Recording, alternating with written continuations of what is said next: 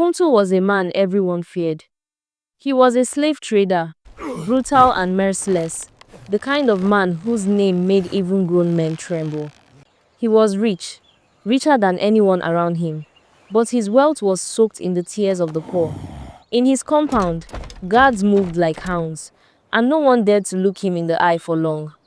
He ruled with cruelty, and his shadow fell heavy over the land. It was not only those who offended him that suffered.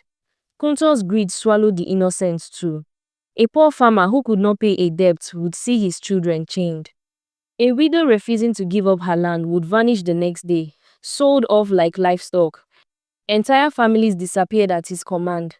Their cries ignored, their lives traded for gunpowder, cowries, and other European items. He even laid ambushes for travelers, letting his raiders capture them so he could sell them later. No one was safe, not even his own kinsmen. His cruelty was without end. But his son, Kunta, was different. Where the father's heart was iron, the son's was tender. Kunta hated the chains, the screams, the sight of men and women locked in the dungeon behind his father's compound. At night, when the guards grew careless, he sometimes sneaked in to free a captive or loosen the ropes on their wrists. Sometimes he succeeded, and the captives fled into the dark. Other times he was caught, and then the punishment was brutal. He was beaten until his body burned with pain, locked up for days without food. Kunt endured it all because no punishments could crush the hatred he carried for his father's trade. There was one more thing that made his father's anger burn hotter. A girl. Her name was Ifedi. She was quiet and beautiful in a simple way, her presence enough to make Kunta's heart restless. But his father had warned him never to be seen with her. He had sworn that if he caught them together again, he would sell her to the Europeans without hesitation. The threat was no empty one. Kunta knew his father well enough to fear it. Ifedi, too, feared Kunto. She avoided Kunta whenever she could, keeping her words short, her eyes lowered. She wanted no trouble, and certainly not the kind that could end with her in chains. Yet Kunta could not keep away. He followed her footsteps from a distance, watched her quietly, his love mixed with guilt and danger. One evening, Ifedi returned from the stream, balancing a clay pot on her head, her wrapper damp against her legs. The path was quiet. The only sound was the rustle of leaves and her steady footsteps. Kunta followed her from behind, his chest heavy with longing and defiance. He knew he was risking everything, yet he walked on, refusing to let her go. Then the silence broke. From the bend in the path came the heavy tramp of feet, the murmur of deep voices. Kunto appeared, flanked by his guards, their eyes sharp, their spears gleaming in the dying light. He stopped when he saw them, his son trailing after the girl he had forbidden. Ifedi froze, the pot trembling on her head. Kunta's breath caught in his throat. The air grew heavy, and the guards stood still, waiting for their master's command. Kunto's gaze fell on them, dark and cold. His promise hung in the air like a blade. When he told his son, "The next time I see you with her, I will sell her." And now, he had seen. Kunta woke up suddenly. His head was heavy, and his body ached. The last thing he remembered was one of his father's guards rushing at him. After that, darkness. Now he was in his room, lying on his bed. Then fear struck him. Ifedi. He jumped up and ran straight to his father's chamber. His voice shook with anger. Where is she? What did you do to Ifedi? Kunto sat in silence. His face was hard, his eyes cold. He said nothing. Kunta's chest burned. He rushed out of the compound and ran to Ifedi's house. Her parents were standing outside, looking worried. "She has not returned from the stream," her mother said with tears in her eyes. Kunta's heart sank. He already knew what it meant. His father had kept his threats. Ifedi was gone. He ran to the dungeon behind his father's compound. The place was filled with the smell of sweat and fear. Men and women sat in chains, their eyes empty. Kunta searched among them, calling her name, but she was not there.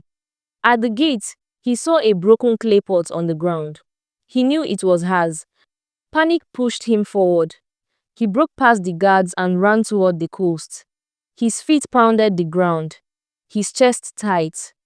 When he reached the beach, he saw the big ship already moving away from the shore. Its sails were open, catching the wind. On the deck stood rows of captives in chains, and among them was Ifedi. Their eyes met across the water. She looked at him with fear and tears, her mouth moving, though he could not hear her. Kunta shouted her name and rushed into the waves. The water pulled at him, but he fought against it, trying to reach the ship. He stumbled and fell, the salt stinging his throat, but he kept calling her name. The ship moved faster and faster, leaving him behind. Soon her face was only a small shadow, and then she was gone. Kunta dropped to his knees in the water, his fists clenched, his body shaking. He had lost her.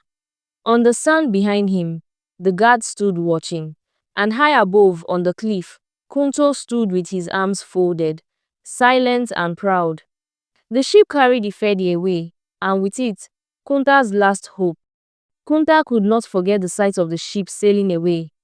Ifedi's face haunted him in his sleep, and her voice lived in his waking hours.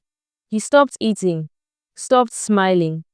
Each day he walked like a shadow, his eyes empty, his heart burning. Grief slowly turned into anger. He told himself that if he could not save her, he would stop his father from destroying anyone else. The villagers had always hated Kunto, but they were too afraid to rise against him. His guards had guns, and no spear or machete could stand against them. That was why no one fought back, why the people suffered in silence. But Kunta was different. He had seen too much, lost too much. He began to move from hut to hut at night, speaking in whispers to men and women who had lost fathers, mothers and children to Kunto's trade. Some were afraid, but others agreed. They remembered how Kunta had once loosened chains in the dark, how he had set people free. Soon, the plan was made. They would steal the guns first, then burn his empire to the ground. One night, while the guards drank palm wine, the villagers crept in. They moved like shadows, striking quickly. By dawn, the guns were no longer in Kunto's hands. For the first time, the villagers held the power. Fear turned into courage, and courage turned into fire. They attacked at sunrise. Shouts filled the air as men and women stormed Kunto's compound. The gates were torn open, the dungeon was broken, and the captives inside spilled out, their chains smashed. Some guards ran for their lives, while others were cut down. The villagers set fire to the dungeon, and smoke climbed into the sky like a signal of freedom. In the chaos, Kunto did not flee. His greed chained him tighter than any rope. He rushed into the flames, trying to drag out his chest of cowries, his gold, his mirrors and guns. But the fire spread too fast. The roof crashed down, and the heat swallowed him. His screams rose, then were gone. The great Kunto, feared by all, died clutching his wealth. The villagers rejoiced. They danced, they wept, they embraced one another. For the first time in years, chains lay broken in the dirt. Hope was alive. But Kunta did not join them. He stood apart, staring at the ashes of the dungeon. The smoke stung his eyes, but it was not the fire that burned him inside. Ifedi was gone, lost forever. And the hands that freed the villagers were also the hands that killed his own father. The weight crushed him.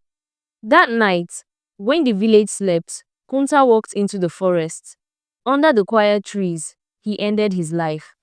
By morning, word spread. The people mourned him, for they knew what he had done. Kunto was gone, his empire in ashes, and the villagers were free at last. But the slave ships still came to the coast, and the trade did not end. Yet, for the first time, the people felt a kind of relief. One tyrant was gone, and the land could breathe again, even if only for a while.